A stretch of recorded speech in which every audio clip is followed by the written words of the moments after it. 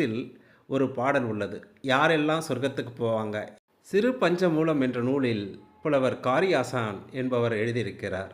அவை என்ன என்று பார்ப்போமா?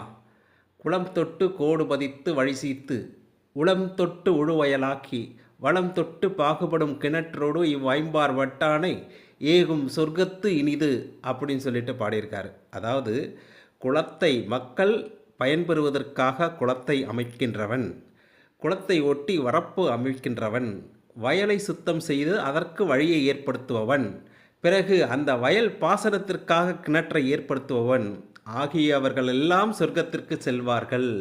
அவர்கள் உள்ள இடம் சொர்க்கமாக மாறும் இரு பஞ்சமூலத்தில் காரியாசான் என்ற புலவர் குறிப்பிட்டிருக்கிறார். அதனால் நாம் இயற்கை வளங்களான நம்மூரில் உள்ள மலைகளையும் காடுகளையும் மற்ற இயற்கை வளங்களையும் பாதுகாப்போம், தூய்மையாக வைப்போம். நன்றி, வணக்கம்.